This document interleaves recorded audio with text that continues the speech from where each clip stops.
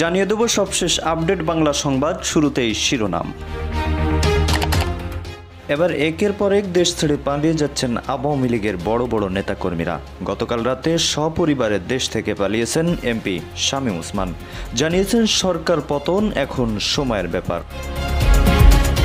অন্যদিকে এবার সরকার পতনের ডাক দিয়ে নতুন কর্মসূচি ঘোষণা দিলেন শিক্ষার্থীরা। যে কোনো সময় পদত্যাগ করবেন শেখ হাসিনা। কেঁপে উঠল ক্ষমতার গদি। আওয়ামী লীগের রথী মহারথীরা ভেগে যাচ্ছেন, ভেগে যাওয়াই উচিত, কিন্তু এই মাঠে তাদের ভেগে যাওয়াটা আমাদের কাছে একটু হতাশারও, বিশেষ করে যখন শামীম ওসমান সপরিবারে ভেগে যান।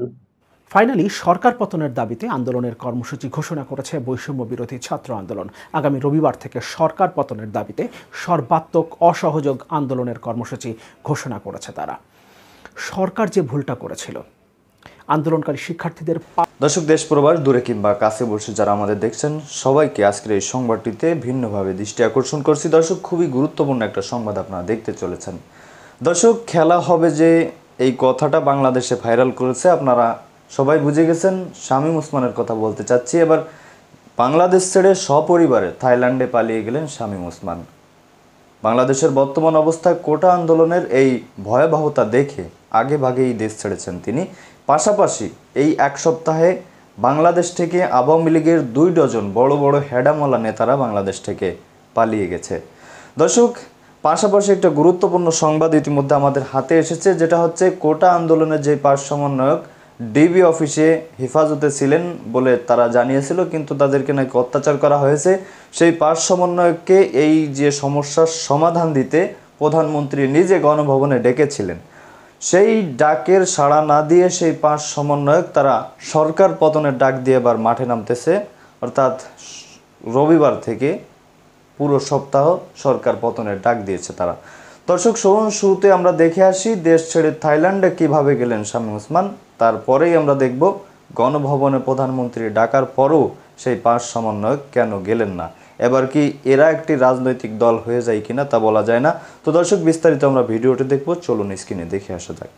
রথী মহারথীরা ভেগে যাচ্ছেন, ভেগে যাওয়াই উচিত, কিন্তু এই মাঠে তাদের ভেগে যাওয়াটা আমাদের কাছে একটু হতাশারও, বিশেষ করে যখন শামীম ওসমান সপরিবারে ভেগে যান।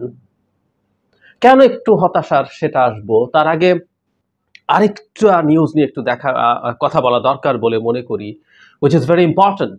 বাংলাদেশের একজন রাষ্ট্রদূত যিনি বিদেশে নিযুক্ত আছেন, তিনি জনগণের দাবির সাথে একাত্ম হচ্ছেন। এটাও খুব গুরুত্বপূর্ণ একটা ইশারা, এবং আমরা আশা করি যারা প্রজাতন্ত্রের কর্মচারীরা আছেন, যাদেরকে আমরা সরকারি কর্মকর্তা কর্মচারী বলি, তারা এই সরকারের সাথে সহযোগিতা করা থেকে দূরে আসবেন। এটা অসহযোগিতার ডাক আছে। বাংলা আউটলুক বরাবরের মতো এই দুটো রিপোর্টই, শামীম ওসমানের ভেগে যাওয়া এবং এই রাষ্ট্রদূত যে স্ট্যাটাস দিয়েছেন সেটা নিয়ে নিউজ করেছে। খুব চমৎকার নিউজ। বেলজিয়াম ও ইইউ নিযুক্ত বাংলাদেশি রাষ্ট্রদূতের শোষিতের পক্ষে অবস্থান। বাংলাদেশ সময় শুক্রবার সন্ধ্যায় যিনি রাষ্ট্রদূত আছেন, ওনার নাম হচ্ছে মাহবুব হাসান সালেহ। 9 সেপ্টেম্বর, উনি 2 আগস্ট সন্ধ্যায় লিখেছিলেন, 9 সেপ্টেম্বর 1973 আলজেরিয়ার রাজধানী আলজিয়ার্সে অনুষ্ঠিত 4র্থ জোট নিরপেক্ষ সম্মেলনে জাতির পিতা শেখ মুজিবুর রহমান তার ভাষণে বলেছিলেন, বিশ্ব আজ দুভাগে বিভক্ত, শোষক আর শোষিত, আমি শোষিতের পক্ষে। বাংলাদেশের রাষ্ট্রদূত দ্বিতীয়বার লেখেন, আমি শোষিতের পক্ষে। আমরা বুঝতে পারছি উনি এটা যখন লিখছেন এটা খুবই গুরুত্বপূর্ণ। শুধু বেলজিয়াম না, উনি ইইউতেও বাংলাদেশের রাষ্ট্রদূত হিসাবে নিযুক্ত। যদিও মুজিব শোষিতের পক্ষে ছিলেন, সেটা ক্ষমতায় আসার পর আমরা আসলে আর দেখি নাই, সে আরেক আলোচনা। কিন্তু যখন রাষ্ট্রদূত এই কথাটা লিখছেন, এই মুহূর্তে বাংলাদেশের শোষিত বা মজলুমকে, সেটা আমরা জানি, এবং তিনি তার অবস্থান পরিষ্কার করেছেন। আমরা তাকে আন্তরিকভাবে মোবারকবাদ জানাই, এবং এটারও একটা গুরুত্বপূর্ণ ইম্প্যাক্ট আছে, আমি ভিডিও শেষ দিকে এসে বলছি। বাংলা আউটলুকের যে নিউজটা সবচেয়ে গুরুত্বপূর্ণ, তার আগে একটু বলে রাখি, আরেকটা নিউজ সোশ্যাল মিডিয়া ছড়িয়ে পড়ছে, জনাব ফজলে নূর তাপস, উনিও দেশ ছেড়ে পালাচ্ছেন। আমি এখনো নিশ্চিত না এটা এখনো ভেরিফাইড কিনা জানি না, তবে পালানোর কথা ওনাদের ওই পূর্ণ ক্ষমতায় থেকে পুলিশ মিলিটারি সব পক্ষে রেখে, রাস্তা ফাঁকা রেখে প্রধান বিচারপতিকে নামিয়ে দেওয়ার হ্যাডাম ট্যাডাম দেখাতে পারেন, কিন্তু এই জনগণের সামনে ফেস করার মতো সক্ষমতা এদের আর নাই। আর বহুবার বলেছি, আমি যদি আওয়ামী লীগ নেতা হতাম আমি এখন ভাগতাম। কেন? আমি তো আওয়ামী লীগ করেছি আসলে হালুয়া রুটি বাগানোর জন্য। থার্ড ক্লাস কতগুলো আদর্শ চেতনা ফেতনার কথা বলি তো আসলে মুখের কথা। আমাদের কাজ হলো এই তাপস কি পরিমাণ টাকা কামিয়েছে, কিভাবে কামিয়েছে বহু মানুষ জানে। মানে এনারা তো বিরাট লোক, বিরাট লোক। শুধু আওয়ামী নেতা না, শেখ পরিবারের সদস্য, তাদের বুঝিত পাড়ার টাউট বাটপাররা কোটি কোটি টাকা কামিয়েছে। তো সবার ভেগে যাওয়াই জেনুইন। আমি পাড়ার টাউট হইলেও পালাইতাম। যাই হোক, জনাব শামীম ওসমান দেশ ছেড়ে পালিয়ে গেছেন। আমি আউটলুক থেকে পড়ি, নারায়ণগঞ্জের সংসদ সদস্য প্রভাবশালী আওয়ামী লীগ নেতা শামীম ওসমান তার পরিবার সদস্যদের নিয়ে থাইল্যান্ড চলে গেছেন। বাংলা আউটলুকের হাতে আসা নথিপত্র অনুসারে 30 জুলাই তিনিও তার পরিবারের 5 সদস্য থাইল্যান্ড গেছেন। পরিবারের অন্য সদস্যরা হলেন শামীম ওসমানের স্ত্রী সালমা ওসমান, মেয়ে লাবিবা জোহা অঙ্গনা, ছেলে ইমতিনান ওসমান, পুত্রবধূ ইরফানা আহমেদ রেশমি ও নাতি জোহা ইফরাইম ওসমান আরজিয়ান। মাই গড, খুবই টাফ নাম। যাই হোক, তারা ভেগে গেছেন। এর আগে অবশ্য 2-1 দিন তাকে একটু কথা বলতে শুনেছি। মানে বিরাট সাহসী, মানে নিজ এলাকায় একরকম রাজত্ব চালানো, নিজ এলাকায় যাকে তাকে পেটানো, শুধু না যাকে তাকে খুন করেও যার কিছু হয় না। আমি তোকে হত্যার কথা বলছি, এই পরিবার করেছে, কিছু আসে যায় না। এবং এই পরিবারের দায়িত্ব নিয়েছিলেন স্বয়ং প্রধানমন্ত্রী Sheikh Hasina. Can you remember? সংসদে এত প্রতাপশালী একজন মানুষ ভেগে গেলেন। উনি তো খেলতে চেয়েছেন, ওনার খেলা হবে, মানে রাজনীতিকে নোংরামিতে পরিণত করার লোক। এবং এই নোংরা স্লোগানটাও শুধু বাংলাদেশ না, এটা পশ্চিমবঙ্গেও ছড়িয়ে গিয়েছিল, খেলা হবে। এবং তার সাধারণ সম্পাদক সকাল সন্ধ্যায় খেলা হবে এর কথা বলেন। প্রশ্ন হচ্ছে, চলে গেলেন কেন তাহলে খেলা ছেড়ে? এত প্রভাব, এত প্রতিপত্তি, এত হ্যাডাম আপনার, একটু খেলতে থাকতে। জনগণ আপনার সাথে খেলতে চেয়েছিল, জনগণ যে কয়েকজনের সাথে স্পেসিফিকলি খেলতে চেয়েছে, এর মধ্যে কিন্তু জনাব শামীম ওসমান আপনি একজন। জনগণের সাথে একটু খেলা, একটু দেখতাম আপনি কত খেলতে পারেন, কত খেলোয়াড়। ওই যে বললাম, নির্বিচারে খুন করতে পারে এমন একটা পুলিশ বাহিনীকে রেখে, নির্বিচারে খুন করতে পারে এমন একটা ছাত্রলীগ, যুবলীগ, আওয়ামী লীগকে রেখে এসব কথা বলা যায়। খুব ক্লিয়ারলি দেখা গেছে। আগেও পালিয়েছিলেন আপনি, আমরা দেখেছি। আপনাদের পালানো সুখকর হবে না, সেটা নিয়ে আরেকদিন কথা বলবো, আরেকবার কথা বলবো। তবে হ্যাঁ, পালানোই স্বাভাবিক, পালানোই স্বাভাবিক। এদের তথাকথিত সাহস টাহস কি আমরা খুব ভালো মতো জানি, খুব ভালো মতো জানি। এবং যে ভিডিওর কথা বলছিলাম সেখানেও অতি কিউ কিউ করে করাকর বলি না আমরা, যে একেবারে মিউ মিউ কিউ কিউ করে কথা বলছেন। ওখানে দাস ছাত্রদের প্রতি অ্যাপিল জানাচ্ছেন, তাদের বাবা মাকে বলছেন ঘরে নিয়ে যাওয়ার জন্য। এবং বিকল্প কি আছে? ঠিক আছে, সরে যাবে শেখ হাসিনা, তাহলে বিকল্প কি? ওই তৃতীয় শ্রেণীর কথাটা। এসব প্রশ্নের জবাবও দেওয়ার কোনো প্রয়োজন আছে বলে মনে করি না। আবার বলা যায় না, কথা নিয়ে বলতেও পারি। যাই হোক, যাই হোক, ওনার সাথে আমাদের খেলা আসলে হবে, এখানে হোক, দেশের বাইরের মাটিতে হোক। দেশের বাইরেও বাঙালিরা আছে, বাংলাদেশিরা আছে, তারা তার সাথে খেলবেন নিশ্চয়ই। যে কথাটা বলছিলাম, দুটো ঘটনার খুব গুরুত্বপূর্ণ ইম্প্যাক্ট আছে। যে রাষ্ট্রদূত তার পক্ষ পরিবর্তন করেছেন, উনি সাহসের কাজ করেছেন, উনি জনগণের সাথে এসছেন, জনগণের সাথে উনি তার অবস্থান জানিয়েছেন। সাহস সংক্রামক, সাহস সংক্রামক। সুতরাং আমরা এক্সপেক্ট করব প্রজাতন্ত্রের অন্য যারা কর্মচারীরা আছেন, আমাদের যাদেরকে আমরা সরকারি কর্মকর্তা কর্মচারী বলি, তারা সরকারি কর্মকর্তা কর্মচারী নন, তারা প্রজাতন্ত্রের কর্মচারী। সুতরাং এই সরকার যখন অন্যায়ভাবে যা তা করতে চায়, তার পক্ষে দাঁড়ানোর কোনো দায়িত্ব তাদের নেই, বরং সেটা পালন করা তাদের অপরাধ। তাদেরকে এই কারণে জনগণ বেতন দেয় না। সুতরাং সময় আছে এবং আমি আশা করি তার এই সাহস সংক্রমিত হবে। আবার শামীম ওসমানের জিনিসটা খুব ইম্পর্টেন্ট, বা যারা তাপসও যদি পালিয়ে থাকেন, ভয়ও কিন্তু সংক্রামক।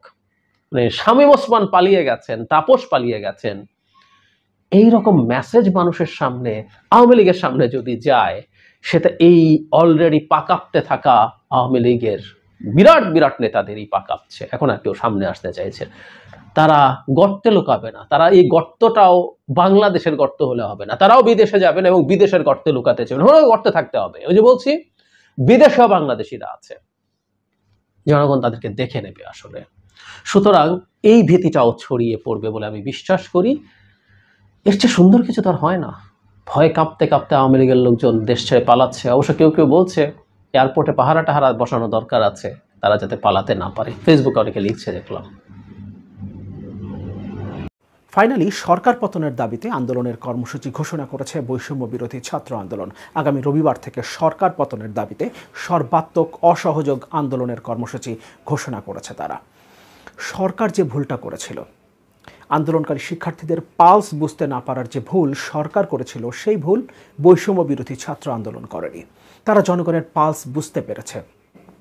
জনগণ এই মুহূর্তে এই সরকারের পদত্যাগ চায়।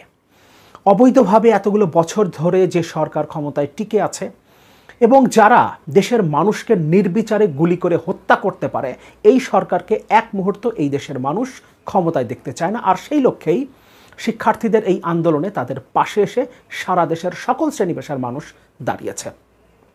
সাংবাদিক, বুদ্ধিজীবী, লেখক, অভিনয় শিল্পী, আইনজীবী, শিক্ষক, সকল শ্রেণী পেশার মানুষ এখন শিক্ষার্থীদের পাশে কাঁধে কাঁধ মিলিয়ে লড়াই করছে এই সরকারের বিরুদ্ধে।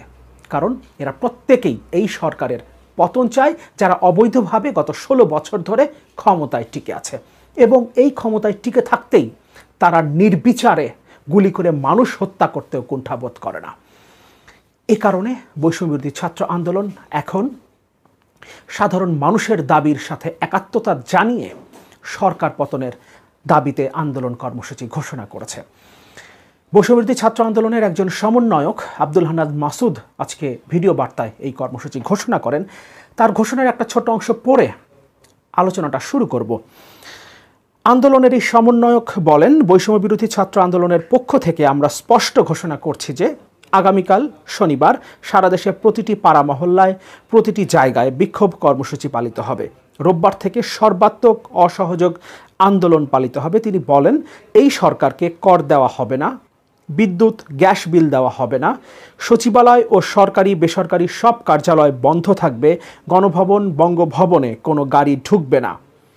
এরপর বলছেন, এই সরকারকে সর্বাত্মক অসহযোগিতা করা হবে, এই সরকার যেন আর না থাকতে পারে সেজন্য সবাইকে এসব কর্মসূচি পালনের আহ্বান জানান তিনি।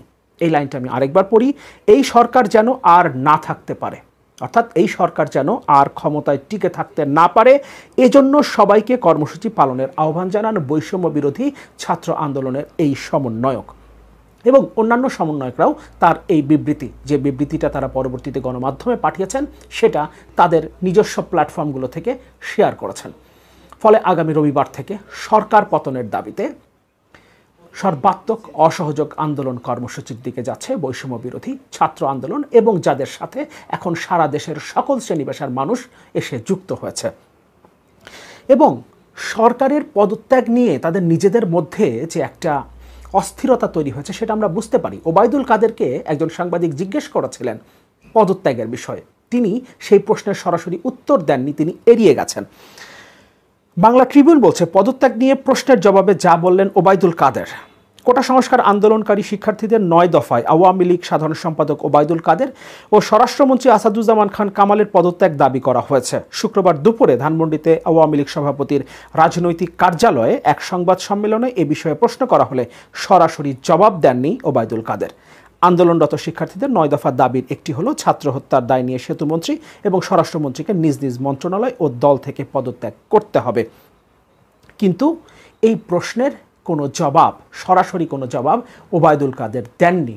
সুতরাং পদত্যাগের একটা ভয় সরকারের মধ্যে ইতোমধ্যে ঢুকে গেছে। এবং আমি আমার আগের ভিডিওতে বলেছি, গত কয়েক সপ্তাহে এই আন্দোলনটা যখন থেকে দানা বাঁধতে শুরু করেছে, তখন থেকে প্রায় 2 ডজনেরও বেশি এমপি মন্ত্রী তাদের পরিবার নিয়ে দেশ ছেড়ে পালিয়েছেন। তবে স্বরাষ্ট্রমন্ত্রী আসাদুজ্জামান খান কামাল আবার দেশে এক ধরনের গৃহযুদ্ধ পরিস্থিতির ডাক দিচ্ছেন। তিনি বলছেন, আমরা 2 ভাবে এটিকে মোকাবেলা করব। কাল থেকে আওয়ামী লীগও রাজপথে থাকবে, রাজনৈতিক ও আইনগত উভয় দিক থেকেই এই সমস্যা মোকাবেলা করা হবে। সমস্যা মোকাবেলার অনেক চেষ্টা তারা করেছেন। আইন শৃঙ্খলা রক্ষাকারী বাহিনীকে দেখামাত্র গুলি করার নির্দেশ দিয়েছেন। হেলিকপ্টার থেকে কিভাবে গুলি করা হয়েছে, কিভাবে পয়েন্ট ব্ল্যাঙ্ক রেঞ্জ থেকে গুলি করে হত্যা করা হয়েছে, এবং গতকাল কিভাবে আওয়ামী লীগের ক্যাডাররা সরাসরি গুলি করেছেন শিক্ষার্থীদের উদ্দেশ্যে, সেসব ভিডিও, সেসব ছবি গণমাধ্যমে উঠে এসেছে। খুলনা এবং সিলেটে শিক্ষার্থীদের উপরে যে হামলা হয়েছে সেখানে পুলিশের পাশাপাশি আওয়ামী লীগের ক্যাডাররা, আওয়ামী লীগ, ছাত্রলীগ, স্বেচ্ছাসেবক লীগ, যুবলীগ, তাদের ক্যাডাররা সরাসরি অংশ নিয়েছেন এবং উত্তরাতে শিক্ষার্থীদের উদ্দেশ্যে সরাসরি গুলি করেছে আওয়ামী লীগের ক্যাডাররা। এবং স্বরাষ্ট্রমন্ত্রী আবারও আহ্বান জানাচ্ছেন রাজনৈতিকভাবে মোকাবেলা করার, এবং তিনি ঘোষণা করছেন আগামীকাল থেকে আওয়ামী লীগ মাঠে থাকবে। আওয়ামী লীগ, ছাত্রলীগ শুরু থেকেই মাঠে আছে। ইনফ্যাক্ট এই আন্দোলনটা যে আজকের এই অবস্থায় এসেছে সেটা প্রথম শুরু করেছে ছাত্রলীগ শিক্ষার্থীদের উপরে হামলা করার মধ্য দিয়ে, এবং এতে তারা সফল হয়নি। শিক্ষার্থীরা এবার কোনো কিছুতেই মাঠ ছেড়ে যাবে না। আজকে সারাদিনের সংঘাতের চিত্রটা আমরা একটু দেখি। উত্তরা, সিলেট, হবিগঞ্জ, লক্ষ্মীপুর, নরসিংদী সহ কয়েকটি জেলায় সংঘর্ষ, খুলনায় পুলিশ সদস্য নিহত, হামলা, গুলি, সংঘাত। এটা মানবজমিনের একটা হেডলাইন। বলছে বৈষম্যবিরোধী ছাত্র আন্দোলনের পূর্ব ঘোষিত গণমিছিলে দেশের বিভিন্ন জেলায় ব্যাপক সংঘর্ষ হয়েছে পুলিশ, ছাত্রলীগ ও শিক্ষার্থীদের মধ্যে। এ সংঘর্ষে পুলিশ টিয়ারশেল, শটগানের গুলি ছোড়ে। এই সংঘর্ষে খুলনায় মোহাম্মদ সুমন নামে এক পুলিশ কনস্টেবল নিহত হয়। হবিগঞ্জে একজন নিহত হয়েছেন। জুমার নামাজের পর রাজধানীর সহ বিভিন্ন জেলায় বিক্ষোভ করেছেন শিক্ষার্থীরা। সকাল থেকে এসব কর্মসূচিতে বিশ্ববিদ্যালয়, কলেজ সহ বিভিন্ন শিক্ষা প্রতিষ্ঠানের শিক্ষার্থী ও জনতা অংশ নেন। উত্তরায় সংঘর্ষ, গুলিবিদ্ধ এক এখানে বলা হচ্ছে, কিন্তু আমরা এখন পর্যন্ত যতটুকু তথ্য পেয়েছি তাতে কমপক্ষে 5 জন গুলিবিদ্ধ হয়েছেন। ঢাকার উত্তরায় বিক্ষোভকারী শিক্ষার্থীদের সঙ্গে পুলিশ ও আওয়ামী লীগের নেতাকর্মীদের ধাওয়া পাল্টা ধাওয়ার ঘটনা ঘটেছে। এক পর্যায়ে পুলিশ বিক্ষোভকারীদের ছত্রভঙ্গ করতে গুলি, সাউন্ড গ্রেনেড ও কাঁদানে গ্যাস নিক্ষেপ করে। এতে ওই এলাকায় উত্তেজনা ছড়িয়ে পড়ে। শুক্রবার বিকেল 5টার দিকে উত্তরা 11 নম্বর সেক্টরে মাইলস্টোন কলেজের সামনে এই ঘটনা ঘটে। এ সময় পুলিশের গুলিতে ইন্ডিপেন্ডেন্ট ইউনিভার্সিটির শিক্ষার্থী তাহমিদ হুজাইফা চোখে গুলিবিদ্ধ ও উত্তরা 11 নম্বর সেক্টরের 1 নম্বর রোডে অবস্থিত ভুবন লন্ড্রি হাউসের মালিক দুলাল হাওলাদার মাথায় গুলিবিদ্ধ হয়ে হাসপাতালে ভর্তি আছেন। এছাড়া মাথায় গুলিবিদ্ধ হয়ে তামিম নামের আরেক শিক্ষার্থী উত্তরা ল্যাবেইড হাসপাতালে ভর্তি আছেন। আরও অনেকে গুলিবিদ্ধ হয়েছেন বলে খবর পাওয়া গেছে। সন্ধ্যার দিকে ছাত্রলীগ ও যুবলীগের নেতাকর্মীদের ধাওয়ায় উত্তরা 11 নম্বর সেক্টরে একটি বাসায় আন্দোলনকারী কয়েকজন নারী শিক্ষার্থীকে অবস্থান নিতে দেখা যায়। পরে সেই ভবনের দরজা ভেঙে ভেতরে প্রবেশ করে ছাত্রলীগ, যুবলীগ নেতারা ওই ছাত্রীদের বেধড়ক মারপিট করেন। এটা হলো সরকারি বাহিনী এবং সরকারি দলের ক্যাডারদের হামলার চিত্র, কিন্তু প্রতিরোধের চিত্রটাও আমরা দেখেছি। কোনো জায়গা থেকে শিক্ষার্থীরা পিছু হটেনি।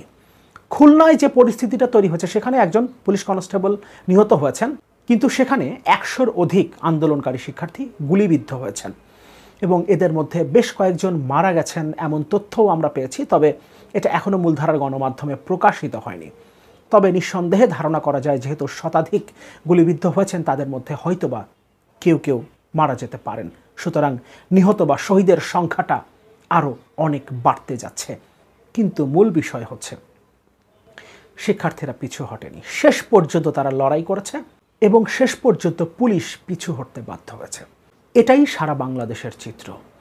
একই রকম রণক্ষেত্র তৈরি হয়েছিল সিলেট এবং হবিগঞ্জে। হবিগঞ্জে একজন নিহত হয়েছেন, কিন্তু সেখানেও শিক্ষার্থীরা যে প্রতিরোধ গড়ে তুলেছে তাতে একটা সময় রাষ্ট্রীয় বাহিনী এবং সরকারি দলের ক্যাডারদের পিছু। তো দর্শক দেখলেন খুবই গুরুত্বপূর্ণ প্রতিবেদন। এ বিষয়ে আপনাদের মূল্যবান মতামত আপনারা কমেন্টে দিয়ে যাবেন। আপনাদের মতামত আমাদের কাছে খুবই গুরুত্বপূর্ণ। দেখছিলেন কোটা আন্দোলনের 5 সমন্বয়কদের গণভবনে প্রধানমন্ত্রী নিজে ডেকেছিলেন, কিন্তু তারা সেই ডাকে সাড়া না দিয়ে এবার নিজেদের অধিকার আদায়ের জন্য না, শিক্ষার্থীদের হত্যা করা হয়েছে শুধুমাত্র এই আদায় না, তারা অর্থাৎ 9 দফা, তারা প্রথমে 8 দফা দিয়েছিল, পরে 6 দফা, এবার তারা 9 দফা দাবি নিয়ে অর্থাৎ 9টা দাবি নিয়ে সরকারের কাছে দাবি জানিয়েছে। তার ভিতরে একটা হলো সরকারের পতন বা আপনার আমার বা গণমানুষের যে একটা দাবি আছে সেই দাবি নিয়ে তারা মাঠে নেমেছে। অর্থাৎ সরকারের সাথে কোনোভাবে তারা হাত মিলাচ্ছে না। দর্শক আপনারা যে যেখানে আছেন এই বিষয়ে সতর্ক থাকবেন এবং সমন্বয়করা যেটা বলেছে আপনারা সেটা নিজেরা ভেবে দেখবেন তারা ভালো কথা বলেছে নাকি খারাপ কথা বলেছে। ভালো হলে সাথে থাকবেন, খারাপ হলে বিরত থাকবেন। পাশাপাশি আমাদের চ্যানেলটিতে প্রতি মুহূর্তের সংবাদ আপলোড দেওয়া হয় এবং পরবর্তী আপডেট পেতে আমাদের চ্যানেলটি সাবস্ক্রাইব করে রাখবেন। ধন্যবাদ।